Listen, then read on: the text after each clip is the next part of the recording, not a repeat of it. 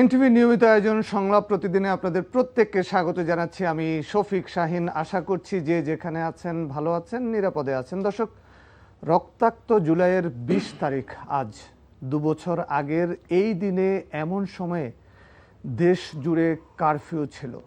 Complete শাটডাউনের পর fascist সরকার বাধ্য হয়ে সেনাবাহিনী নামিয়েছিল আন্দোলন দমাতে। শত শিশু, নারী, যুবক, ছাত্র, শ্রমিকের রক্তের বিনিময়ে কেনা ৩৬ জুলাইয়ের পর কোন পথে হাঁটছে বাংলাদেশ? সংস্কার ও রাজনৈতিক সমঝোতা, বিচার বিভাগের স্বাধীনতা, মৌলিক মানবাধিকার রক্ষার আইনি কাঠামো কতদূর? এসব বিষয় নিয়ে আলোচনার জন্য আমন্ত্রণ জানাচ্ছি সাংবাদিক আরশাদ মাহমুদ এবং মানবাধিকার সংগঠক নূর খান লিটন। আপনাদের দুজনকেই আমন্ত্রণ জানাচ্ছি আমাদের এই অনুষ্ঠানে। আমি শুরু করতে চাই নূর খানকে দিয়ে। জনাব নূর খান, আজকে ভয়াল জুলাইয়ের ২০ তারিখ। আমরা যদি একটু পেছনে ফিরে যাই, আজকার দিনটার কথা আপনি যদি একটু স্মরণ করেন, কি বিভীষিকাময় পরিস্থিতি ছিল ২০ জুলাই ২০২৪-এ? দেখেন, ২০ জুলাই ২০২৪ এইটা এমন একটা সময় ছিল, তার একটু আগে যদি আমরা খেয়াল করি, ১৬ তারিখে আবু সাইদ সহ বেশ কয়েকজন নিহত হলেন পুলিশ চট্টগ্রামের ওয়াসিম পুলিশের গুলিতে। এবং তারপরে ছাত্রলীগের সাথে বৈষম্য বিরোধী ছাত্রদের, সাধারণ ছাত্রদের যে সংঘর্ষ, সেটা আমরা দেখলাম। এর ভিতরে তৎকালীন প্রধানমন্ত্রী ছাত্রদের উদ্দেশ্যে যেমন রাজাকার শব্দটাকে নিয়ে আসলেন, এবং এই যে তখনকার যে উত্তাল একটা অবস্থা, তারপরে হল ভ্যাকেট করে দিল, এবং তখন একটা অস্থিরতার মধ্যে ১৮ তারিখটা খুব অস্থিরতার মধ্যে যাচ্ছিল আমাদের। এবং তখন এই যে private university, BRAC university, north south, তারপরে ইন্ডিপেন্ডেন্ট, এই যে সমস্ত ইউনিভার্সিটিগুলি ছাত্ররা, উত্তরা, বিভিন্ন জায়গায় ছাত্ররা যে কোঅর্ডিনেট করে নিজেদের মধ্যে সমন্বয় করে যে ঝাঁপিয়ে পড়ল, এবং তারা যে এটাকে চ্যালেঞ্জ হিসাবে গ্রহণ করলো যে আজকে একটা ছাত্রের উপর যখন গুলি হচ্ছে, আমাদের প্রাণের দাবিগুলি। দেখেন, বৈষম্য বিরোধী যে আন্দোলনটা, কোটা বিরোধী যে আন্দোলন, মানে ওই আন্দোলনে কিন্তু প্রাইভেট ইউনিভার্সিটির যোগ দেওয়ার ইয়েটা কম ছিল, আগ্রহটা কম ছিল। কারণ এই প্রাইভেট ইউনিভার্সিটি থেকে বেরিয়ে তো কেউ বিসিএস দেওয়ার চেষ্টা খুব কম মানুষ করে, বেশিরভাগ বিদেশ চলে যায় বা নিজ উদ্যোগে কিছু করার চেষ্টা করে। কিন্তু দেখলাম যে সহানুভূতি, একজন ছাত্র আরেকজন ছাত্রের উপর যে সহানুভূতি, সে যে দায়িত্ববোধ এবং নিজেদেরকে মনে করে চিন্তা করা, সেখান থেকে তারা একেবারে ফুঁসে উঠল। আপনি যদি ওই দিনটার কথা খেয়াল করেন, যে 18-র পরবর্তী দিনগুলি, এই দিকে আপনার রামপুরা আর ওইদিকে উত্তরা, আপনি দেখেন তো পুরা জনপদটার ভিতর কিন্তু মানুষে সয়লাভ। তার ভিতর ছাত্র ছিল, খেটে খাওয়া মানুষ ছিল, শ্রমিকরা ছিল, বিভিন্ন পেশার লোকরা ছিল, এবং সাধারণ মানুষ ছিল। এবং একটা জায়গায় সবাই চিন্তাটা করেছিল। কারণ আপনি দেখেন, ওই দিন সকালে কিন্তু কারফিউ ভাঙতে, এই ভাঙাটা কিন্তু এই অঞ্চল দিয়েই হয়েছে, বেসরকারি বিশ্ববিদ্যালয়ের আশপাশ দিয়ে কিন্তু কারফিউটাকে ভঙ্গ করা হয়েছে। এবং তার আগে যদি আপনি একটু খেয়াল করেন, সোশ্যাল মিডিয়াতে ছড়ায় গেল, সাজোয়া যান ক্যান্টনমেন্ট থেকে যখন ডিএইচএস-এর ওই পাশ দিয়ে বেরিয়ে আসতে লাগলো মিরপুরের, সাধারণ মানুষ তো এটাকে সাজোয়া যান এটা বুঝছে অনেক পরে। প্রথম তো মনে করছে ট্যাঙ্ক নেমে গেছে, এবং যেভাবে নেমেছে, এবং আমরা এখন অনেকেই আমরা কিছু কিছু ঘটনা বলি, কিছু ঘটনা বলি না, অর্থাৎ আমরা আমাদের সুবিধার জায়গা থেকে বলি। আপনি দেখেন তো বিজিবি কি পরিমাণ গুলি করেছে। আপনি দেখেন তো কুমিল্লায় ক্যান্টনমেন্ট থেকে সেনাবাহিনী নেমে গুলি করে নাই। আমরা দেখেছি না আদাবরে গুলি করতে সেনাবাহিনীকে, আমরা দেখেছি না মিরপুরে গুলি করতে। পরবর্তীতে সাধারণ মানুষের বিপক্ষে তারা দাঁড়াতে চায়নি। এটি একটি সময় পর, এই সময়টার পর, অর্থাৎ এই ২০ তারিখের দিকে এসে মানুষের ভিতর নানান রকম চিন্তা ভাবনার উদ্রেক হলো। এবং সাধারণ যে ছাত্ররা, আপনি আরেকটা জিনিস খেয়াল রাখেন, যেমন ভাইরা আরও পরিষ্কার বলতে পারবেন, আমরা বলতে পারবো, সেটা হচ্ছে একটা সময়কাল ছিল যখন এই সরকারি বিশ্ববিদ্যালয়গুলি, এখানে ঢাকা শহরের মধ্যবিত্ত, ঢাকা শহর মানে কি সব শহর কেন্দ্রিক মধ্যবিত্ত ছেলেমেয়েরা এই সমস্ত প্রতিষ্ঠানে, কারণ বিকল্প তো ছিল না, এই সমস্ত প্রতিষ্ঠানেই লেখাপড়া করতো। এবং আপনি 69 আন্দোলন যদি খেয়াল করেন, মানে 90-এর আন্দোলন যদি খেয়াল করেন, মুক্তিযুদ্ধর ওই মানে সময়কালটাকে যদি খেয়াল করেন, তাহলে দেখবেন যে এইখানে এই মধ্যবিত্ত ছাত্ররাই প্রথমত আন্দোলনের সূতিকার হিসেবে কাজ করেছে এবং তারাই কিন্তু আন্দোলনের মশাল এগিয়ে নিয়েছে।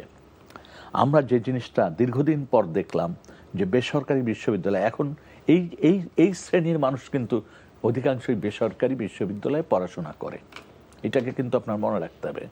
এবং মধ্যবিত্তরা যখন একটা সিদ্ধান্ত নেয়, সেই সিদ্ধান্ত কিন্তু কার্যকরী করে ছাড়ে, এটা আমরা বিগত দিনেও দেখেছি। সেই কার্যকরী করার কারণে আজকে আমরা এখানে বসে এই আলোচনাটা আমরা করতে পারছি। আমরা একটু আরশাদ মাহমুদের কাছে যেতে চাই যে এই যে রক্তাক্ত জুলাই, এত লাশ বাড়িয়ে এত মানুষ আহত, যার কারণে বা যাদের কারণে হলো, সেই শেখ হাসিনা আবারও তিনি বলছেন যে তিনি ফিরবেন এবং তিনি মানে আলটিমেটাম দিচ্ছেন যে তিনি ডিসেম্বরের মধ্যে ফিরবেন। আসলে তিনি কি ফিরতে পারবেন কিনা বা তার ফেরার প্রক্রিয়াটা কি হবে? তাহলে এই যে আপনি তার ফেরার কোনো পরিবেশ আপনি দেখছেন কিনা?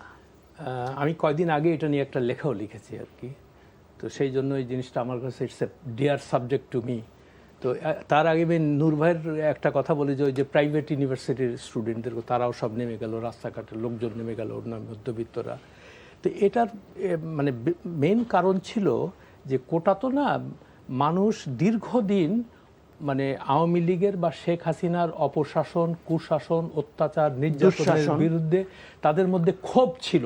হ্যাঁ, তো এই ক্ষোভটার বহিঃপ্রকাশ ঘটেছে, তারা একটা সুযোগ খুঁজতেছিল যে কিভাবে একটা ইস্যু, হ্যাঁ ইস্যু খুঁজতেছিল এবং মানে আর কেউ নিতে পারছিল না ব্যাপারটা, মানে এমন পর্যায়ে গেছিল দেশটা এবং তার অপশাসন যে তারা, এবং যার জন্যই এই যে মানে ছেলে মেয়েদের মায়েরা পর্যন্ত রাস্তায় নেমেছে।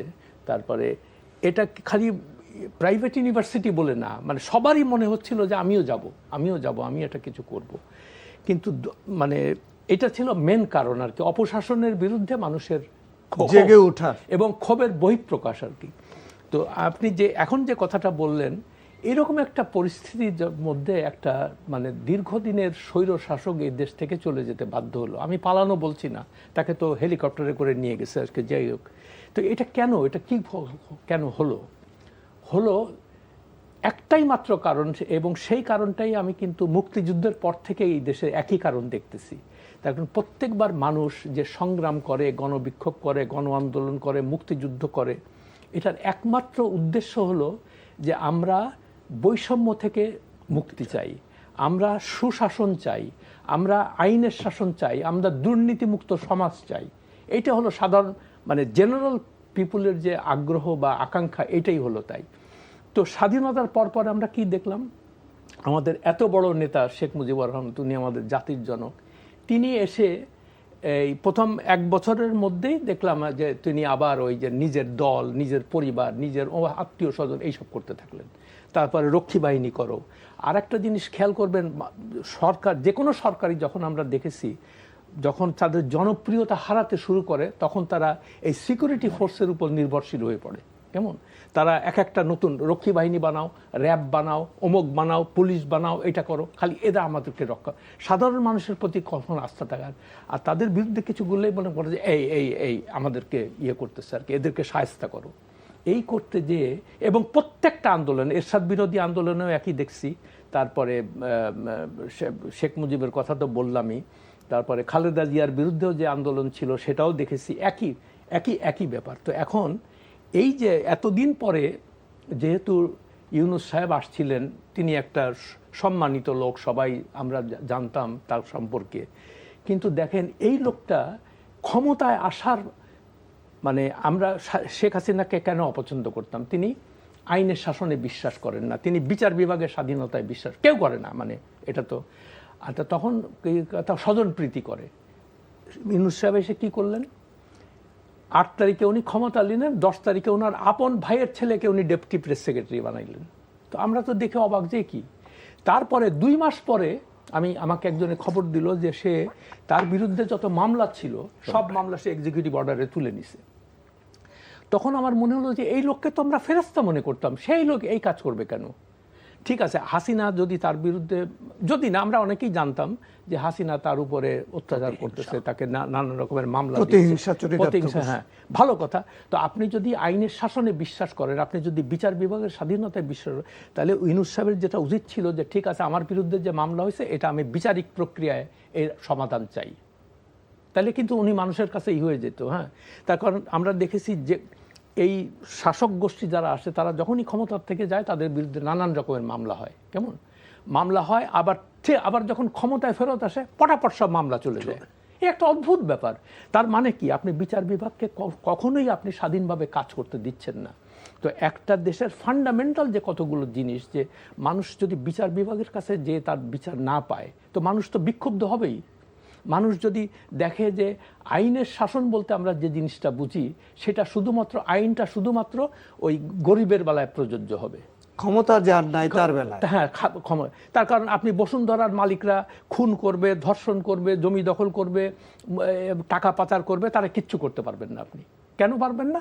যেহেতু ওনার অনেক সম্পদ আছে, মানে অবৈধ উপায়ে সম্পদ আছে, এবং এই সম্পদগুলো রক্ষা করার জন্য মিডিয়া হাউস খোলো। আগে তো ওই বড় জমিদাররা কুকুর রাখতো, এখন সাংবাদিক রাখে। কেমন, তাদের কাজই হলো এগুলো করা, ওই যে হুজুরদের, মানে প্রভুদের তুমি রক্ষা করো। তো এইগুলা মানুষ যখন দেখতেছে, এবং আমি ব্যক্তিগতভাবে খুব আশা করেছিলাম যে ইউনূস সাহেব এসে এগুলা, কিন্তু উনি এগুলা করলেন না। উনি 2 দিন পর বিদেশ যাবেন, মানে কারণে অকারণে বিদেশ যাবেন, কোটি কোটি টাকা খরচা করছে এই করে। তো ফলে জুলাই নিয়ে মানুষদের যে প্রত্যাশা ছিল, যে আশা আকাঙ্ক্ষা ছিল যে আমি আইন আমার পক্ষে থাকবে, আমি যদি অত্যাচারিত হই তার বিচার পাবো, আমি কেমন, আমি একটা মানে আমি কাজকর্মের সুযোগ পাবো, কিন্তু দেখলো যে না, এরা শুধু শাসক গোষ্ঠী যারা, হ্যাঁ, এই ইউনূস সরকার সহ প্রত্যেকে উপদেষ্টারা একজন 3টা-4টা করে গাড়ি ব্যবহার করতেছে। মানে এরা নাকি আবার সব ফেরেশতা, এরা নাকি ইউনিভার্সিটির টিচার ছিল, এই যে ওয়াহিদুদ্দিন মাহমুদ, তারপরে সালেউদ্দিন আহমেদ, এই শারমিন মোর্শেদ, এরা আমি পরে দেখলাম যে প্রত্যেকে 3-4টা করে গাড়ি ব্যবহার করতেছে। আরে এগুলো বেআইনি না? এগুলো অনৈতিক না? এখন বলবে কি বিধিতে আছে যে মিনিস্ট্রি থেকে গাড়ি নিতে পারবে। আরে ভাই, বিধিটা না, বিধিটা বানাইছেটাকে, বিধি কি কোরআন শরীফের মানে আয়াত যে এটাকে চেঞ্জ করা যাবে না? এটা তো ওই আমলারাই করছে তাদের সুবিধার জন্য। আর আমলারা যখন দেখছে যে ইউনূস সাহেব তো তো আমাদের টাইপেরই লোক, উনিও তো সুযোগ সুবিধা চায়, ফলে তারা সব যে তারা চাইপে ধরলো যে আমাকে এই দিতে হবে, আমাকে এই দিতে হবে, এটা করতে হবে, সেটা করতে হবে। এই করতে যে এই জুলাইয়ের যে মূল স্পিরিট সেটাকে ধ্বংস করলো তারা। জি, নূর খান, আপনার কাছে আমার প্রশ্ন ছিল যে জুলাই গণহত্যা এবং তার আগে গত 17 বছরে গুম, খুন, ভোট কারচুপি, ভোট ডাকাতি, গণতন্ত্র হত্যা, এসবের সাথে যেমন আওয়ামী লীগের সামনের সারির নেতারা জড়িত, তেমনি সংগঠন হিসাবে আওয়ামী লীগকেও এখন বিচারের মুখোমুখি দাঁড় করানোর জন্য তদন্ত চলছে আন্তর্জাতিক অপরাধ ট্রাইব্যুনালে। কেউ বলছেন যে মুক্তিযুদ্ধের নেতৃত্ব দেয়া দল আওয়ামী লীগের বিচার আদৌ সম্ভব কিনা। শেষ থেকে আমি শুরু করি। সেটা হচ্ছে, একজন মানবাধিকার কর্মী হিসাবে আমি মনে করি যে কোনো আদর্শ বা সেই আদর্শ প্রচার করা কোনো দলকে নিয়ন্ত্রণ করা বা নিষিদ্ধ করা, এটি খুব ভালো ফল নিয়ে আসে না। এটা কিন্তু আমাদের সবসময় মনে রাখতে হবে। যেমন আমি যখন নির্বাহী আদেশে জামাতকে নিষিদ্ধ করার সিদ্ধান্তটা নেয়, তখনও আমি এই কথাটি বলেছি, এখনও আমি বলছি, সেটা নির্বাহী আদেশে হোক আর আদালতে যে হোক, আমি এইটার বিপক্ষের একজন মানুষ। কিন্তু এই কিন্তুটা আবার ওইটার সাথে সম্পূরক ভাবার কোনো কারণ নাই। গত 15.5 বছর, অর্থাৎ গত টার্মের আওয়ামী লীগ যে 15.5 বছর মহাজোট নিয়ে দেশ ক্ষমতায় ছিলেন, দেশ পরিচালনা করেছেন, আসলে কি তাদের নৈতিকভাবে তারা কি জয়লাভ করেছিলেন? কারণ তারা 3টা নির্বাচন আসলে জনগণকে অংশগ্রহণ করার সুযোগ দেননি। এটা একেবারে মোটা দাগের কথা। এটা অপরাধ। এটা শুধু অপরাধ না, এটা আমার অধিকারকে ছিনতাই করা। এটা যে কত বড় অপরাধ এটি এখন মর্মে মর্মে আশা করি তারা বুঝতে শুরু করেছেন। বুঝতে পেরেছেন এই কথা বলছি না, কারণ এখন পর্যন্ত দুর্ভাগ্যজনক হচ্ছে তারা হেলিকপ্টারে গুলি করেছে এটা বিশ্বাস করতে চায় না। তারা ওই যে ছোট ছোট সেল গঠন, মানে সেল করেছিল মানুষকে রাখার জন্য, অত্যাচার করার জন্য, আয়না ঘর বলে, যেটা কোড আন কোড আয়না ঘর বলি, অর্থাৎ জেআইসি এবং টিএফআই এবং বিভিন্ন ইউনিটে যে ছোট ছোট এই ধরনের ব্যবস্থা ছিল, এটাকে তারা স্বীকার করতে চান না। চেয়ার, যে চেয়ারে ঘুরায় মানুষকে কষ্ট দিত, এটা তারা স্বীকার করে না। এবং এই চেয়ারগুলি যখন আমরা বের করলাম ওখানে যে খুঁজে, এটা নিয়ে যখন টেস্ট করলাম সেটা আবার বাইরে চলে গেল এবং সেটা নিয়ে হাস্য রহস্য বহুত কথাবার্তা বলল। এই যে 1000 হোক, 1200 হোক, 2000-এর মতো মানুষ নিহত হলেন, এইটাও তারা বিশ্বাস করতে চান না। এবং তাদের বক্তব্য হচ্ছে এইটা কারা মারছে, এই যে কথাগুলি চলে আসতেছে। হেলিকপ্টার দিয়ে গুলি করছে, আপনার সাউন্ড গ্রেনেড মারছে, সেটাও বিশ্বাস করতে চান না। দুঃখজনক এত কিছু মানে ভিজুয়াল প্রমাণ থাকার পরেও শেখ হাসিনা নিজে ফোনে কি নির্দেশনা দিয়েছেন। আজকে আমি আমাদের মতো আরেকজন যিনি ওই আন্দোলনে ছিলেন কিন্তু এখন একটু ইউটার্ন নিয়েছেন, তার সাথে আমার কথা হচ্ছিল। কে তিনি? নামটা আমি বলতে চাচ্ছি না, একজন সাংবাদিক। তো তিনি বিশ্বাস করতে চাচ্ছেন না যে হেলিকপ্টার দিয়ে গুলি করা হয়েছে। হ্যাঁ, কিন্তু ওই দিন যখন আমরা রাজপথে ছিলাম, উনি তাহলে শিশু রিয়া গোপ মারা গেল। হ্যাঁ, রিয়া গোপ নারায়ণগঞ্জের যে মারা গেল, এই ঘটনাগুলি আমাদের দেশের সমস্যা হচ্ছে কি, আমরা এমনভাবে বিভাজিত, রাজনৈতিকভাবে এমনভাবে বিভাজিত, দুটা ভাগ। এইটা এখন একাধিক ভাগ, মানে 2 ভাগ না, এখন আরো ভাগ। সেটি আমার সুবিধা মতো জায়গায় আমি বিশ্বাস করব, আমার অসুবিধা মতো জায়গায় আমি অস্বীকার করব, এই জায়গাটায় চলে আসছি। এই যে প্রায় এখন পর্যন্ত 2 শতাধিক মানুষ যাদের এখনো আমরা ঠিক করতে পারিনি তারা বেঁচে আছে না মারা গেছে, গুম হয়েছে এই পর্যন্ত নিশ্চিত, এটাও বিশ্বাস করতে চান না। এবং এই যে ডেড বডিগুলি আসছে বা যারা ছাড়া পেয়ে এসে কথা বলেন নাই, এখন একটু একটু কথা বলতেছেন, তাদের কথাগুলিও তারা গ্রাহ্য করছেন না, বিশ্বাস করছেন না। এটা আমি তাদের সম্পর্কে বলছি যারা ওই মহাজোট বা আওয়ামী লীগ, যারা ওই দুঃশাসন চালিয়েছিলেন, তাদের নেতা কর্মী একেবারে সমর্থক পর্যায় পর্যন্ত আমি ঘেটে দেখেছি তাদের ভিতরে। এবং এটা জানেন, 5ই আগস্টের পরপর তারা আমার সাথে অনেক সিনিয়র লিডারদের কথা হয়েছে, তারা বলেছে তখন তারা বলেছে যে আমাদের কিছু ভুল সিদ্ধান্ত, আমাদের কিছু অব্যবস্থাপনা, আমাদের কিছু উল্টাপাল্টা কাজের জন্য আজকে এটা হয়েছে। এই পর্যন্ত তারা স্বীকার করতেন। ঠিক ওই ব্যক্তিটি এখন বলেন না, পুরো উল্টায় গেছে। এই জায়গাগুলি কেন হচ্ছে? একটা জিনিস হচ্ছে যে আকাঙ্ক্ষা, মানুষ যেটা ভাই বললেন যে আকাঙ্ক্ষার জায়গার থেকে, আকাঙ্ক্ষাটা সাধারণ মানুষের ওই সব কিছু উপচায় আকাঙ্ক্ষা ছিল এক দফা, অর্থাৎ শেখ হাসিনাকে বিদায় দেওয়া।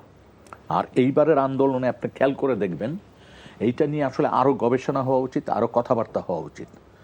এইবারে কিন্তু কোনো পলিটিক্যাল পার্টির প্ল্যাটফর্ম ছিল না, কোনো ছাত্র সংগঠনদের ঐক্যমঞ্চ ছিল না, আপনার কোনো ঘোষণা ছিল না দফায়। একেবারে শেষ মুহূর্তে কিছু কথাবার্তা তারা এককভাবে বলতেন। এমন না যে পাবলিকের ভিতর থেকে ওই কথাগুলি আসছে। আগে কি হতো, একটা দফা নিয়ে আলোচনা হতো, অনেক কর্মসূচি হতো, লিফলেটিং হতো, জনসভায় প্রচার হতো, তারপর ওইটা সাধারণ মানুষের ভিতর থেকে উত্থিত হতো। এইবারের ঘটনাগুলি দেখেন। আর এইবারের আন্দোলনটাকে কিন্তু 2 ভাগে আপনাকে দেখতে হবে। একটা হচ্ছে যে 1.5 মাস ব্যাপী যে আন্দোলনটা হলো, 1 মাস 5 দিন, এইটা আপনাকে 36শে জুলাই এটা দেখতে হবে। আর একটা দেখতে হবে একেবারে স্বৈর শাসনের শুরু থেকে শেষ পর্যন্ত। আমরা ছোটবেলায় আমাদের দাঁত ফেলাতো কারা? আমাদের মুরব্বীরা। একটু একটু করে নাড়াতে দিতাম আমরা, এইভাবে নাড়াইতে নাড়াইতে 2-3 দিন পর টাচ করে একটা টান দিত। এই 36শে জুলাইটা হচ্ছে টাচ করে টান দেওয়া। আর তার আগের কাজগুলি কিন্তু এই দেশের রাজনৈতিক সংগঠনগুলো করেছে। এতটাই দুর্ভাগ্য আমাদের যে আমাদের লাশ দিয়ে প্রমাণ করতে হয় যে আমার দল এই আন্দোলনে মুখ্য ভূমিকা পালন করছে। লাশ গুনে আমাকে বলতে হয় আমার এতজন মারা গেছে কর্মী, আমি এই আন্দোলনের পায়োনিয়ার। দুর্ভাগ্যজনক এইভাবে আমাদেরকে এইবার বলতে হচ্ছে। আবার কেউ কেউ দেখি এখন কবে 6-1-5 নিয়ে আসছে, 1 দফা দিচ্ছে এইটা নিয়ে। কিন্তু দেখেন আমরা তো এই দেশের নাগরিক, আমরা তো ওই রাস্তায় ছিলাম। আমি তো ওই রাস্তায় তখনকার অনেক আওয়ামী সমর্থককে পেয়েছি রাজপথে, এটা অস্বীকার করার উপায় নাই। আমরা দেখেছি না রাজপথের স্লোগান, বঙ্গবন্ধুর বাংলাদেশে ঠাঁই নেই, মানে বৈষম্যের ঠাঁই নেই, এসব স্লোগান তো হয়েছে প্রথম দিকে। তার মানে কি সার্বজনীনভাবে এটা এগিয়ে এসেছিল। কিন্তু তারপরে এইখানে আপনি দেখবেন যে অনেক ছোট ছোট অপ্রকাশিত রাজনৈতিক শক্তি তারাও কিন্তু সন্নিবিষ্ট হয়েছে 1 থেকে 5 তারিখের মধ্যে, আপনি যদি খেয়াল করেন, বা 20 থেকে 5 তারিখের মধ্যে সাধারণ মানুষের। এবং একটা জিনিস দেখবেন, এই যে সাধারণ মানুষ যে ব্যাপক, অর্থাৎ সমস্ত রাজনৈতিক শক্তিকে উপচিয়ে সাধারণ মানুষ চলে আসছে। কিন্তু তারপর দেখবেন ছোট ছোট কিছু ধর্মীয় গোষ্ঠী এটাকে ক্যাপিটালাইজ করার চেষ্টা করেছে। ওই সময় কেউ পতাকা নিয়ে, কেউ নানান টাইপের স্লোগান নিয়ে, কেউ নানান টাইপের ডিমান্ড নিয়ে এই জিনিসটা করেছে। এবং যার ফলে হয়েছে কি 5 তারিখে কোনো সুষ্ঠু সিদ্ধান্ত আমার কাছে মনে হয় যে নিতে আসলে দুর্বলতা প্রকাশ পেয়েছে বলেই আমাদেরকে ডক্টর ইউনূস সাহেবকে ভাড়া করতে হয়েছে, আমাদেরকে এনজিওর সরকার করতে হয়েছে। মানে এই জিনিসগুলি, এই দুর্বলতাগুলি কিন্তু এখান থেকে আসছে। মানে আন্দোলনের শক্তি কিন্তু মানে ক্ষমতায় যায়নি, আপনি মানেন আর না মানেন, এটা আমাকে মনে রাখতে হবে। এবং রাজনৈতিক দলের কোনো যৌথ ঘোষণা ছিল না, ছাত্র সংগঠনগুলির কোনো যৌথ ঘোষণা ছিল না। ওই যেই ঘোষণাগুলি আসছে ওটা তাৎক্ষণিকভাবে কিছু, এইটার পিছনেও কারণ আছে। সেটা হচ্ছে তখন এমন একটা পরিবেশ স্বৈরাচারের, এমন যে মানুষ সংগঠিত হচ্ছে, মানুষ এক দফায় যাচ্ছে, রাজনৈতিক দলগুলি একত্রিত কাজ করছে, এটা সুযোগ তো দেয়নি। হাজার হাজার মানুষকে তারা পঙ্গু করেছে, হাজার হাজার মানুষকে তারা হত্যা করেছে, গুম করেছে, খুন করেছে। এবং কত লক্ষ মানুষের বিরুদ্ধে মামলা দিয়েছে একবার দেখেন তো, কত লক্ষ মামলা হয়েছে। এই যে আজকে বিএনপির জেনারেল সাধারণ সম্পাদক মাননীয় মন্ত্রী, ওনার বিরুদ্ধে কতগুলি মামলা হয়েছে। আপনার ছাত্র নেতা বা যুব নেতা যারা আছে, শিবিরের বলেন আর বিএনপির বলেন, কত মামলা হয়েছে। এই যে আপনাদের প্রতিষ্ঠান বন্ধ করার কত চেষ্টা হয়েছে, প্রতিষ্ঠানের মালিক ভেঙে গেছে, এইসব হয়েছে। তো এই জিনিসগুলি মানে এত বেশি বর্বরতা, এত বেশি দুর্নীতি, এত বেশি শক্তি প্রয়োগ, এত বেশি নৃশংসতা, সেইটার জবাব আসলে 5 তারিখ। ওকে, ধন্যবাদ আপনাকে। আসাদ মাহমুদ, ভোটের অঙ্কে বলা হয় যে আওয়ামী লীগের ভোট প্রায় 40 ভাগ, 37 ভাগ এরকম একটি রাজনৈতিক শক্তিকে কি আসলে বিচার করে বা নিষিদ্ধ করে দমিয়ে রাখা যাবে কিনা? সেটা আমিও নূরভাইয়ের সঙ্গে একমত, এটা করা যাবে না আর কি। তাহলে ওয়েট, আচ্ছা না, আমি তার আগে একটু কথা বলি যে আপনি শেখ হাসিনা ফিরে আসতে পারবে কিনা, এটা একটা প্রশ্ন করেছিলেন আর কি। তো সেইটার আমি জবাবটা তখন দিতে পারিনি। এখন অবস্থা দৃষ্টিতে মনে হচ্ছে যে তিনি ফিরে আসবেন, অবস্থায় মনে হচ্ছে। কিন্তু কেন, কিন্তু প্রশ্নটা হলো যে এই 2 বছরের মধ্যে এরকম একটা স্বৈরাচারী অপশাসনের নেতৃত্ব দানকারী একজন প্রধানমন্ত্রী কিভাবে এটা সম্ভব। তো যেটা বললাম সেটা হলো যে এই কি বলে অন্তর্বর্তী সরকারের 18 মাস আর এই পর্যন্ত যে 5 মাস হয়েছে, এই 23 মাসে প্রায় 2 বছর, এর মধ্যে দেশের মানুষ যে জনগণ যে তারা কোনো মৌলিক পরিবর্তন দেখছে না, কেমন পরিবর্তন দেখতে পাচ্ছে না, রাদার বেশ কিছু জায়গায় এটার অবস্থা মানে অবনতি হচ্ছে। যেমন চাঁদাবাজি সাংঘাতিকভাবে বেড়ে গেছে। আপনি যদি যে কোনো জায়গায়, আপনি ঢাকা শহর খালি না, গ্রামে গঞ্জে যেখানেই যাবেন সেখানে দেখবেন যে ওই কারা করতেছে। যে আমি মাঝে মাঝে আমার গ্রাম থেকে ফোন টোন আসে, বলে যে আর টিকতে পারতেছি না, যে বিএনপির এই ইয়েগুলো জায়গায় এখন আমাকে অনেকে বলে যে তারেক রহমান সাহেব কিছু করতে পারছেন না, এদের উপর কন্ট্রোল, তিনি তো ব্যবস্থা নিচ্ছেন। আচ্ছা, ব্যবস্থা তো নিচ্ছে, আমি বলছি যে সেই ব্যবস্থাটা কোনো ফলপ্রসূ ব্যবস্থা না।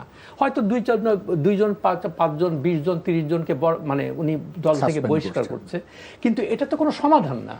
তো এটা হচ্ছে না কেন? তার কারণ দেশে গেইনফুল এমপ্লয়মেন্ট যে জিনিসটা, মানে প্রকৃত অর্থে প্রোডাক্টিভ সেক্টরে কোনো এমপ্লয়মেন্ট নাই। তো এই যে এতদিন যারা মানে রাস্তাঘাটে ঘুরেছে তাদের তো কোনো কাজকাম ছিল না, তো এখনও তাদের কাজকাম নাই।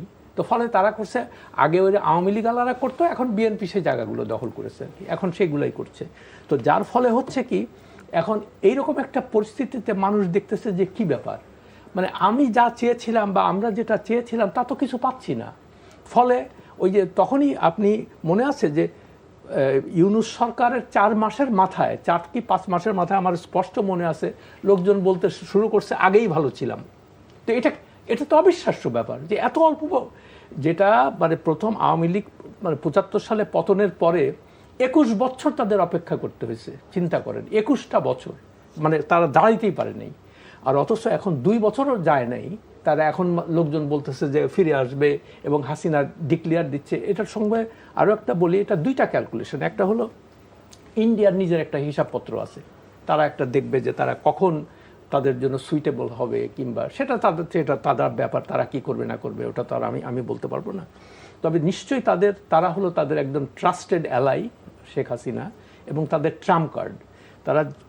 তারা এনশিওরড হবে আগে যে সে এখন যেতে পারবে কিনা, যে গেলে তার কি অবস্থা, এটা করবে। 2 নম্বর, এই দেশের মধ্যে আগামী ডিসেম্বর পর্যন্ত আপনি দেখবেন যে নানান রকমের অস্থিরতা শুরু হবে।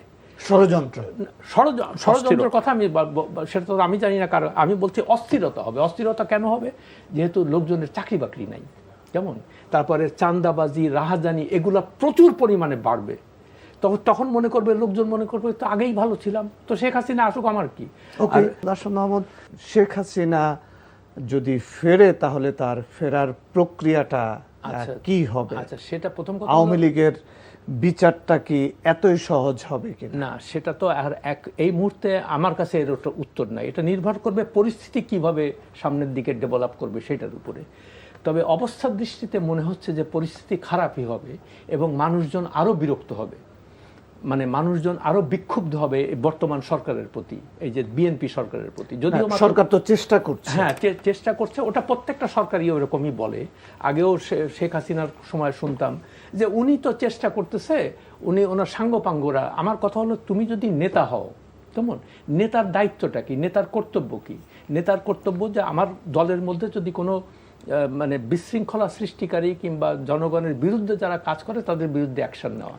তো সেটা তো আমরা দেখি নাই, তো এখনো সেই একই ব্যাপার দেখতেছি। হ্যাঁ, কিন্তু তর্কের খাতিরে যদি ধরেই নেই আমরা, এখন কি আওয়ামী লীগের চেয়ে, আওয়ামী লীগের যে দমন পীড়ন ছিল, ভোট ডাকাতি ছিল, তার চেয়ে কি বেশি? না, সেটা তো প্রশ্নই আসে, বিকজ এই সরকারের বয়সই তো মাত্র 5 মাস, 1 বছরও তো হয় নাই।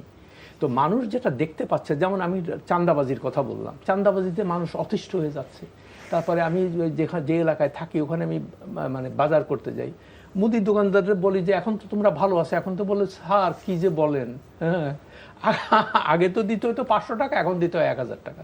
হ্যাঁ, তো ওই পুলিশও এখন দেখবেন যে ওই লোকজনকে মানে বিনা কারণে নিয়ে যাচ্ছে যে তো এইটা দাও, নাহলে এই মামলা দিব। তো ফলে মানে ফিল্ড পর্যায়ে কোনো পরিবর্তন তেমন কিছু হয় নাই। এখন আমি পরিস্থিতিটা কেন বললাম যে দিন দিনই খারাপ হতে থাকবে, তা যে আলামতগুলো দেখতে পাচ্ছি, তার কারণ এই চাঁদাবাজিতে উনি ঠেকাইতে পারতেছে না। তারপরে দুর্নীতির বিরুদ্ধে যে জিনিসগুলো মানুষ চাচ্ছিল যে দুর্নীতিবাজদের ধরা হোক, হ্যাঁ, তো সেটাও কোনো কিছু হচ্ছে না। যেমন বসুন্ধরার কথাই বলি, তাদের যে মানে এত বড় অন্যায় করছে, খুন, ধর্ষণ, জমি দখল, এগুলো সব করছে, কিন্তু তাদের বিরুদ্ধে কোনো অ্যাকশন নেই, মানে তাদের কাউকে জেলে যেতে হচ্ছে না।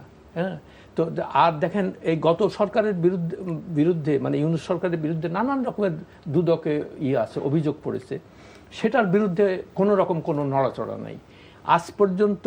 আজকে 5 মাস হয়ে গেল, দুর্নীতি দমন কমিশনের কোনো চেয়ারম্যানকে নিয়োগ করা হয় নাই। তো আপনি যদি মানুষজন দেখে যে আরে দুর্নীতি, আমাদের মানুষের সবচেয়ে ইয়েটা কি, যে যারা দুর্নীতি করে তাদের একটা শাস্তি হোক, সেটা দেখতে পাচ্ছে না। তারা দেখতে না পারার ফলে কি হচ্ছে, তাদের মধ্যে আবার এই ক্ষোভের জন্ম হচ্ছে। আর মানুষজনকে দেখবেন কি, যখন মানুষ অস্থির হয়ে যায় কেন, যখনই দেখে যে কোনোভাবেই তাদের প্রত্যাশা পূরণ হয় না, তখন মানুষ দেখতে থাকে। আর আপনি যখনই রাস্তাঘাটে বের হবেন, রাস্তাঘাটে বের হয়ে দেখতেছে যে আমি এক জায়গা থেকে আরেক জায়গায় যাবো, ওই আগের মতোই আমার যানজটে পড়ে থাকতে হচ্ছে। তারপরে বৃষ্টি হলে ঢাকা শহর ডুবে যাচ্ছে। তো এই সমস্ত মানুষ যখন দেখে, তখন মানুষ, উনি একটু আগে নূর ভাই বলতেছিলেন যে মানুষ রাতারাতি সবকিছুর মানুষ চায়, কিন্তু আমি রাতারাতি না পেলেও আমি যদি দেখি যে না পদক্ষেপগুলো নেওয়া শুরু হয়েছে এবং তার একটা ইম্প্যাক্ট জনগণ দেখতে পাচ্ছে। প্রধানমন্ত্রী তো চেষ্টা করছেন এই ধরনের পদক্ষেপ নেওয়ার জন্য, তো চেষ্টা করছেন হ্যাঁ, তো আমি সেটাই বলছি, মানুষ ধৈর্য ধরতে রাজি না, মানুষ দেখতে চায় ইমিডিয়েট রেজাল্ট, সেটা মানুষ দেখতে পাচ্ছে। মানুষ তো আওয়ামী লীগের বিচারও চায়, শেখ হাসিনার বিচারও হ্যাঁ, চায়। সেটা তো আমি যেটা শেখ হাসিনার তো আমরা ডিফেন্ড করতে বসি নাই এখানে, আমরা তো একটু আগেই বলেছি সে যে অন্যায় করেছে তার তো মানে আগামী 40 বছরে আসার কথা না, কিন্তু এখন মানুষ কেন আবার বলতেছে যে আগেবার উনি আসলে ঠিক আছে এটা সেটা, এই কথা তো মানে ওঠার প্রশ্নই ছিল না। তো প্রশ্নটা কেন আসতেছে যে উনি এখন আসবেন কি আসবেন না। তবে আমার ব্যক্তিগত ধারণা হয়তো সে ফিরে আসবে, এবং তাকে ওই যে বলতেছে না আসার সাথে সাথে অ্যারেস্ট করে তাকে আর তার আপিল করার কোনো, সেগুলো আমার কাছে বাকোয়াস কথাবার্তা মনে হচ্ছে আর কি। তার কারণ বিচার বিভাগ এখানে কোনো সময় স্বাধীন ছিল না, এখনও যে বিচার বা ট্রাইব্যুনাল যেটা তাকে তাদের নিয়েও নানান রকমের প্রশ্ন মানুষের মনে আছে। হ্যাঁ, আর বিচার বিভাগের স্বাধীনতার ব্যাপারটা যতক্ষণ মানুষের মধ্যে বদ্ধমূল ধারণা না হবে যে না এই দেশে বিচার সত্যিকার অর্থে বিচার হয় মানুষের, ততদিন পর্যন্ত কোনো বিচার বা সাজা কার্যকরী হওয়ার সম্ভাবনা। আপনি একটু আগে একটা কথা বলছিলেন যে শেখ হাসিনা ফিরবে কি ফিরবে না, কিভাবে ফিরবে, তার ফেরার প্রেক্ষাপটটা কি, সেটা অনেকটা মানে ভারত এই বিষয়টা দেখবে।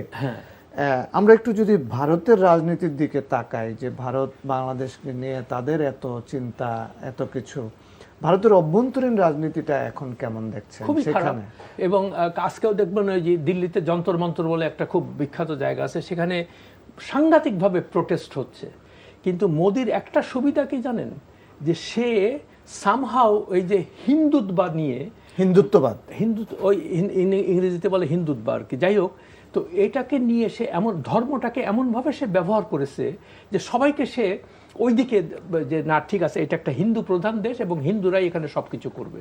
এবং দেখেন মুসলমানদের মারতেছে, মুসলমানদের নামাজ পড়তে দিচ্ছে না, এবং এটা নিয়ে সমালোচনা হচ্ছে না। তারপরে কাশ্মীরে মানে অত্যাচার করেই যাচ্ছে একটার পর একটা, সারা দুনিয়া কোনো কথা বলে না এগুলো নিয়ে, যেহেতু ইন্ডিয়া একটা বড় ইকোনমিক পাওয়ার, সেখানে অনেকের ব্যবসা বাণিজ্য আছে, আমেরিকানদের বিলিয়নস অফ ডলারের ব্যবসা আছে, ওয়েস্টার্ন যারা বড় বড় পাওয়ার আর কি তাদের ব্যবসা আছে, তারা ইন্ডিয়ার ইন্টারেস্টটা রক্ষা করতে চাইবে। কেমন তারা কেউ বাংলাদেশের পক্ষে কথা বলবে না, এটা আমরাই বলি যে আমাদের জন্য লোকজন কাঁদতেছে না, আমাদের জন্য কেউ কাঁদতেছে না, এটা ফর শিওর। তো যাদের টাকা আছে তাদের পিছনে সবাই দৌড়ায়, এটা হলো দুনিয়ার নিয়ম। তো যাই হোক, এখন হাসিনা কিভাবে আসবে, কি করবে না করবে, এটা তো সম্পূর্ণ ইন্ডিয়ার ইয়েতে। আমি যেটা বললাম যে যেহেতু এখন থেকে ডিসেম্বর মাস তো আরও ধরেন 7-8 মাস বাকি, তা আরও বেশি 9 মাস বাকি, তো সেই জন্য না 6 মাস বাকি, সরি জি। তো এই 6 মাসের মধ্যে আর পরিস্থিতি দেখেন এমনই ঘোলাটে হয়ে যায় হঠাৎ করে একটা, যেমন এই যে কয়েকদিন আগে দেখেন এই এসএসসি পরীক্ষা নিয়ে কি একটা ঘটনা ঘটে গেল হঠাৎ করে, মানে এটা তো কেউ ছিল না, মানে আমরা কেউ চিন্তাই করতে পারিনি যে এরকম একটা। তো এইরকম নানান রকমের আনপ্রেডিক্টেবল ঘটনা ঘটতে পারে, যেটার কোনো কন্ট্রোল হয়তো কেউ করতে পারবে না। এটা আমরা আগেও দেখেছি বহুবারই। তো এইটা একমাত্র কারণ হয় যখন মানুষ, যে বারবার করে যে কথাটা বলার জন্য, মানুষ যখন তার প্রত্যাশা পূরণ না হয়, তখন মানুষ খালি একটা মানে আউটলেট খুঁজতে থাকে যে কিভাবে তার ক্ষোভের বহিঃপ্রকাশগুলো ঘটাবে। জি, তখন রাস্তায় নেমে আসে। আপনাকে ধন্যবাদ জানাচ্ছি। নূর খান লিটন, জুলাইয়ের আকাঙ্ক্ষা ছিল আয়নাঘরের বিরুদ্ধে, গুমের বিরুদ্ধে, মানবাধিকার লঙ্ঘনের বিরুদ্ধে। এই যে আমাদের জাতীয় ঐকমত্য কমিশন হলো, সেখানে জুলাই সনদ হলো, সেখানে গণভোট হলো, তো বিচার বিভাগের স্বাধীনতা, জাতীয় মানবাধিকার কমিশন শক্তিশালী হবে, কি দেখতে পাচ্ছেন? দেখেন, তার আগে আমি একটু পুরানা জায়গার থেকে আলোচনাটা সূত্রপাত করতে চাই। প্রথম হচ্ছে আওয়ামী লীগের বিচার নিয়ে যে প্রশ্নটা আপনি করেছিলেন, সেই জায়গাটিতে আমি একটু বিস্তৃত আলোচনায় যেতে চাচ্ছি। সেটা হচ্ছে যে গত জুলাই আগস্ট বা গত 15.5 বছর যে অন্যায়, অবিচার, নিপীড়ন, নির্যাতন যাহা যাহা করেছে, লুটপাট, এগুলির বিচারগুলি হওয়া খুব জরুরি। এই বিচারগুলির ব্যাপারে কারো কোনো আপত্তি থাকার কোনো সুযোগ নাই। এবং এর যে এভিডেন্স, সেই এভিডেন্সও আমরা মোটামুটি দেখেছি, শুনেছি, জেনেছি। এতে এই বিচার হবেই। এবং এই বিচারটা যদি করা যায়, তাহলে এই যে আওয়ামী লীগের যারা সরকার পরিচালনা করেছেন, দুর্নীতি করেছেন, শাসন কায়েম করেছেন, মানুষকে নির্যাতন করেছেন, কণ্ঠরোধ করেছেন, তারা কেউ কিন্তু রেহাই পাবে না। এবং এইটার মধ্য দিয়ে কিন্তু হয় আওয়ামী লীগ পরিশুদ্ধ হবে, না হলে বিলুপ্ত হয়ে যাবে, দুটোর একটা। আর একটা জিনিস মনে রেখেন, ফ্যাসিস্ট কখনো ফিরে আসে না। যারা এইভাবে যাদেরকে বিতাড়িত করে অথবা পালিয়ে যায়, যে শব্দই আপনি ব্যবহার করেন না কেন, এইখানে শেখ হাসিনার আসার ব্যাপারে তিনটি জিনিস কাজ করবে। একটা হচ্ছে শেখ হাসিনার নিজের সিদ্ধান্ত, দ্বিতীয়টা হচ্ছে উনি যেখানে আশ্রয় নিয়েছেন তাদের সিদ্ধান্ত, তৃতীয় হচ্ছে বাংলাদেশের জনগণের সিদ্ধান্ত। বাংলাদেশের জনগণ কিন্তু একটা সিদ্ধান্ত স্পষ্ট, সেটা হচ্ছে তার অপকর্মের বিচার এবং সেটাকে রায় কার্যকর করা। এই ব্যাপারে তো কোনো সামান্যতম ইয়ে নাই, দ্বিধাদ্বন্দ্ব নাই। যতই আমরা কালকে খারাপ ছিলাম, আজকে ভালো, খারাপ আছি, কালকে ভালো ছিলাম না, ভালো ছিলাম, এই কথা দিয়ে এইটা পার পাবে না। এখন আসেন, আওয়ামী লীগের বিচারের ব্যাপার বললাম, শেখ হাসিনার কথা বললাম। শেখ হাসিনা আমার কাছে মনে হচ্ছে যে আসার যে কথাটা, এটা কিন্তু আজকে নতুন না, এর আগেও কিন্তু উনি এটা বলেছেন। এটা বলার মধ্য দিয়ে উনি যে জিনিসটা চেষ্টা করছেন সেটা হচ্ছে, দেখেন উনি কিন্তু তারেক জিয়ার কিছু জিনিস ধার নিয়েছেন। তারেক জিয়া যেমন বিদেশ থেকে যোগাযোগ রক্ষা করতেন, মিটিং করতেন, উনিও এগুলি শুরু করছেন। এখন কর্মীদের তো বলতে হবে একটা কিছু, কর্মীদের কি বলে উজ্জীবিত করবে? কারণ কর্মীরা আর তো পথ নাই, কারণ তার যে সংগঠক তারা তো লুটপাট করে আরামে দেশ ত্যাগ করে আরামে আছে। তারা ওই টাকার বস্তা থুয়ে কেউ পুলিশের গুলির সামনে বা সেনাবাহিনীর গুলির সামনে বা জনগণের লাঠির সামনে কেউ দাঁড়াবে না, এটা মনে রাখতে হবে। যে যত কথাই বলুক, হামকি চামকি মারতে পারে কেউ। আমরা তো 15.5 বছর দেখেছি যে প্রতিদিন মনে হতো শেখ হাসিনা বিদায় নেবে, কিন্তু প্রতিদিনই আরো অপশাসন আসছে, অনেক কিছু ফেস করতে হচ্ছে। সুতরাং এই জিনিসটা আওয়ামী লীগও বুঝে শেখ হাসিনা এই ধরনের উত্তাপ তৈরি করার চেষ্টা করবেন। উনি আসার একটা পথ আছে, বাংলাদেশের নাগরিক আসতে চাইলে আপনি ঠেকাবেন কি দিয়ে? আসতেই তো পারেন, কিন্তু আসলে তাকে কোর্টকে কোর্ট ফেস করতে হবে, এইটা কিন্তু মনে রাখতে হবে। আর আরেকটা জিনিস হচ্ছে, এত কিছু কেন আজকে আলোচনা করতে হচ্ছে?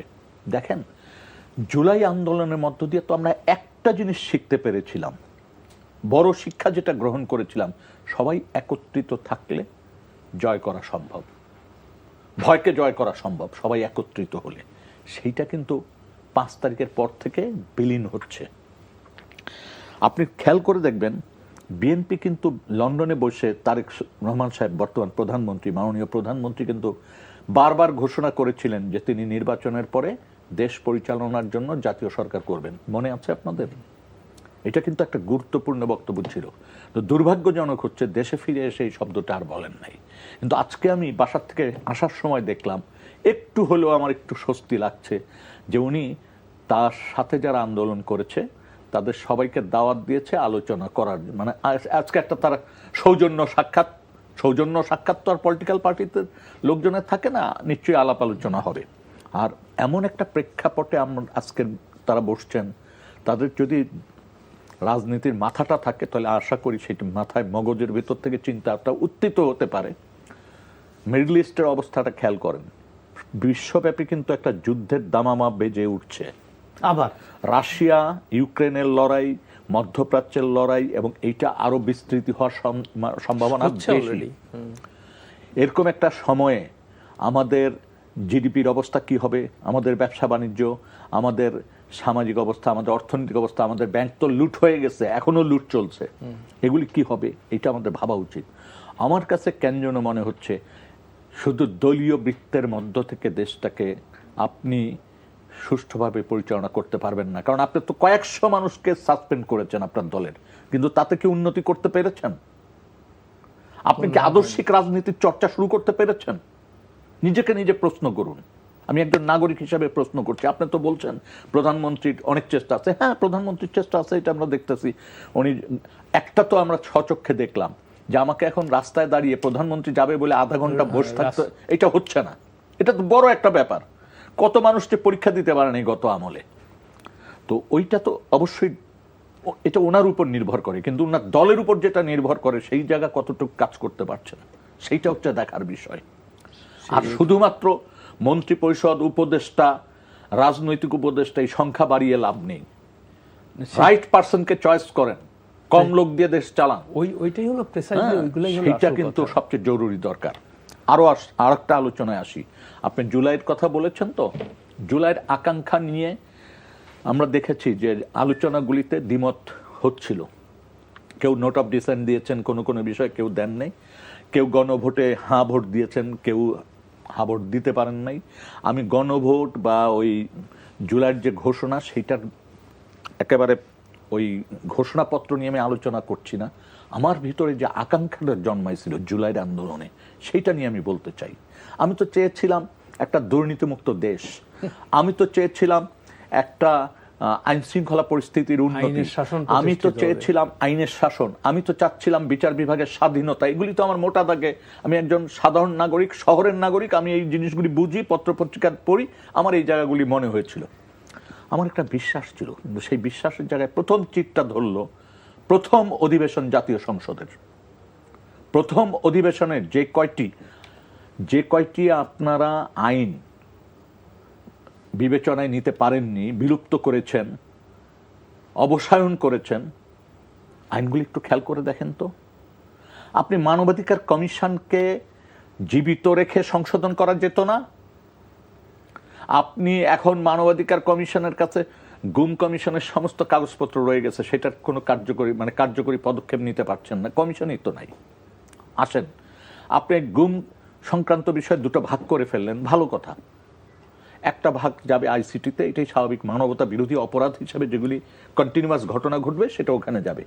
আর এই যে আজকেও যে ঘটনাটা আপনাকে পাঠিয়েছি, এই যে বাগেরহাটে যে একটা মিরাজ শেখ নামে একটা ছেলে, যাকে কোস্টগার্ড উঠিয়ে নিয়েছে বলে তার পরিবার দাবি করেছে, এবং সেইটা নিয়ে হাইকোর্টে রিট হয়েছে, হাইকোর্ট নির্দেশনা দিয়েছে 15 দিনের মধ্যে মিরাজ শেখকে হাজির করা হোক, অথবা নাম ভুল হতে পারে আমার, অথবা কি হয়েছে সেইটার একটা প্রতিবেদন দাও।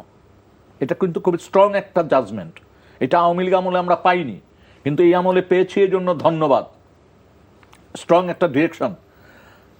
এখন প্রশ্ন হচ্ছে, এখনো তো তাহলে গুমের ঘটনা আমাদেরকে শুনতে হচ্ছে, পরিবারগুলি বলছে, যেটা আওয়ামী লীগের প্রথম আমলে এইভাবেই বলতো প্রথম দিকে, তারপর এগুলি কেউ পাত্তা দেয়নি, বুড়ি আঙ্গুল দেখিয়েছে, বলছে এগুলি সাজানো ঘটনা, এটা ওরা দস্যু, ওরা ডাকাত, এরকম কথা অভিমান করে গেছে, হ্যাঁ, অভিমান করে গেছে, নানান ভাবে প্রেম করে গেছে। তার পরিণতিটা কি দেখলাম? পরিণতি আয়নাঘর দেখলাম, পরিণতি আজকে লেফট রাইট করতেছে না, অনেকে কোর্টে আসা যাওয়া লেফট রাইট করে না। এটা তো আমাদের দেখার কথা ছিল না। বাংলাদেশ সেনাবাহিনীর যে সমস্ত অফিসাররা এখন এই বিচারটা ফেস করছেন, এটা তো আমাদের জন্য কষ্টের, কারণ অনেক কষ্ট করে তারা তৈরি হয়। আমাদেরও প্রত্যক্ষ পরোক্ষ অবদান রয়েছে, এবং তাদেরও চেষ্টা আছে। তো এই লোকগুলির যে এই পরিণতি, এটা তো রাষ্ট্রই করে দিছে। রাষ্ট্র যারা পরিচালনা করেছেন তারা তাদেরকে সঠিকভাবে পরিচালনা করেন নাই, এবং তারা ওই দুষ্ট চক্রের সাথে মিশছেন, বা তারা ওই দুষ্টামির ভিতরে ছিলেন, বা তারা রাষ্ট্রের কর্তা ব্যক্তিদের নির্দেশনা পালন করেছেন, করে তাদের ক্ষমতাকে ক্ষমতায় টিকে থাকার জন্য পাহারাদার হিসেবে তারা অন্যায়ভাবে এই কাজগুলি করেছেন, আইনের বাইরে যে। আজকে তাদের পরিণতিটা দেখেন। এটা তো খুব কম সংখ্যক লোককে লেফট রাইট করতে দেখছেন। যত ব্যাপক ভাবে এই ঘটনাগুলি ঘটছে, ক্রস ফায়ার এবং গুমের, এর প্রত্যেকটা ঘটনা যদি আজকে বিচারের মুখোমুখি না করতে পারেন, আমি চাই না তাদের সাজা হবে কি হবে না আমার বলা দরকার নাই, কিন্তু ন্যায় বিচারটা প্রতিষ্ঠিত হোক, তারপর রাষ্ট্র, আমারও মনে হয় যে একটা পর্যায়ে যে হয়তো ক্ষমা করে দিতে হবে, কোনো পথ থাকবে না। কিন্তু সেই জিনিসটা কিন্তু একটা অধিবেশনে কিন্তু আপনি এই যে বিচার বিভাগের স্বাধীনতার কথা বলেন, তাদের আলাদা সচিবালয়ের ব্যবস্থাটাকে আপনি এক কলমের খোঁচায় একদিনের প্রথম অধিবেশনে ধ্বংস করে দিলেন। মাননীয় প্রধানমন্ত্রী প্রথম অধিবেশনে কথা না বলার কারণে মানুষের ভিতরে এক ধরনের কষ্ট আসছে যে উনি কেন কথা বলেন না, উনি কি কথা বলতে পারেন না, ওনার প্রতি একটা দুর্বলতা মানুষের ভিতর, যে কেন বলছেন না, কেন উনি থামাচ্ছেন না, বা কেন উনি ওনার কথাগুলি বলেন না, প্রধানমন্ত্রীর কথা কেন আর এক মন্ত্রী বলে, এই কথাগুলি আমাদের শুনতে হয়েছে না। সুতরাং এটা কিন্তু দেশ, মনে রাখতে হবে, এটা পরিবার না যে আমার পরিবারকে আমি ভালো রাখছি কি মন্দ রাখছি কারো কিছু বলার নাই। এটা কিন্তু দেশ, এবং দেশের জন্য এইখানে চুলচেরা বিশ্লেষণ হবে। এইখানে দিন শেষে আপনারও কিন্তু বিচারের মুখোমুখি হতে পারে। আপনাকে ধন্যবাদ জানাচ্ছি আসাদ মাহমুদ। সরকার নির্বাচিত হওয়ার পরে প্রথম সফর হলো মালয়েশিয়া এবং চীন। পরবর্তী সফর কোথায় হতে পারে? আন্তর্জাতিক অঙ্গনে বাংলাদেশকে দূরে নিয়ে যাওয়া এবং আমাদের কর্মসংস্থান সৃষ্টি করা, আমাদের বিনিয়োগ নিয়ে আসা, এই কাজগুলি সরকার কতটুকু করতে পারছে? আচ্ছা, এগেন মানে আগেরই ধারাবাহিকতায় বলি, এই সব কিছু নির্ভর করছে বাংলাদেশের আভ্যন্তরীণ অবস্থাটা কি হবে সেটার উপরে। তার কারণ আমি যদি এখন বিনিয়োগ চাই, কেমন, তো বিনিয়োগ চেলে সব যে লোকটা এখানে বিনিয়োগ করতে আসবে, তো তার তো প্রথম চিন্তা হবে যে আমি যে যাব ওখানে আমি কি নিরাপদে থাকতে পারবো কিনা, আমি গ্যাস পাবো কিনা, আমি ইলেকট্রিসিটি পাবো কিনা। হ্যাঁ, তো এই জিনিসগুলো যতদিন এনশিওর না হবে। আমি কয়েকদিন আগে বিদেশ থেকে চায়নাতে গেছিলাম আর কি, ওখান থেকে আসলাম, সুন্দর সিস্টেম, কোনো ইয়ে নাই, ঝামেলা নাই, কোথাও রাস্তাঘাটে কোনো এরকম মানে যানজট নাই, কিছু নাই। তো ঠিক আছে, তারাও যারা বাইরের থেকে আসে তারা যখন ঢাকা এয়ারপোর্টে, আমি যখন আসলাম, এসে আসার পরপরই দেখলাম চরম নৈরাজ্য, বিশৃঙ্খলা, তারপরে যানজট। তো আমার তো মনে হচ্ছিল যে আমি আবার ফেরত চলে যাই। তো এখন যারা বিদেশি যারা আসবে তাদের তো প্রথম এয়ারপোর্ট থেকে এসে যদি মতিঝিল কিংবা সোনারগাঁও হোটেল পর্যন্ত আসে, তো চিন্তা করবে যে কোথায় আসলাম। তারপরে কথায় কথায় এখানে ওখানে রাস্তা বন্ধ করে দিচ্ছে, ঘন্টার পর ঘন্টার মানুষ। সেদিন ওই যে হ্যাঁ 5টা ঘন্টা তারা রাস্তা বন্ধ করে, আর একটা রাস্তা বন্ধ হলে কিন্তু ঢাকায় সমস্ত জায়গায় তার ইম্প্যাক্ট পড়ে। হ্যাঁ, তো এই জন্য আপনি যতই চেষ্টা করেন বাইরের থেকে ওই রোড শো করেন, বিদেশে যে বিডাতে সেমিনার করেন, কোনো কিছুতে লাভ হবে না যতদিন আপনি দেশের আভ্যন্তরীণ শান্তি শৃঙ্খলা ঠিক মতো মানে ঠিক না রাখতে পারবেন, যতদিন যে ইনফ্রাস্ট্রাকচার এটা যেমন গ্যাস, পানি, বিদ্যুৎ এগুলো এনশিওর করতে না পারবেন। এখন কালকেই আমার এক গার্মেন্ট ব্যবসায়ী, আমার প্রতিবেশী, উনি বলতেছিলেন যে আরশাদ ভাই, এখন আমার মনে হচ্ছে সব বেচে কিনে চলে যাই, আমি আর পারতেছি না আর। তো একটা দেশের যারা এখানে কর্মসংস্থান করেছে, তিনি তার হয়তো ওখানে 1500 ছেলে বললো যে আমি মানে, তাহলে এই লোকগুলো কোথায় যাবে, কি করবে? একটা ফ্যাক্টরি যদি বন্ধ হয়ে যায়, কত ফ্যাক্টরি বন্ধ হয়ে গেছে ইতিমধ্যেই, কেমন। তো আপনি যদি কর্মসংস্থানের ব্যবস্থা না করেন বা কর্মসংস্থান সৃষ্টির যদি রাস্তা ঠিক না করেন, তাহলে আপনি বিদেশিরা, আপনি যতই আপনি চায়না যান, আমেরিকায় যান, এটা করেন সেটা করেন, প্রথম কথা হলে বুঝতে হবে যে আমাদের কেউ বন্ধু না। তারা যেখানেই যারাই আসুক এখানে তার নিজের স্বার্থ দেখতে আসবে।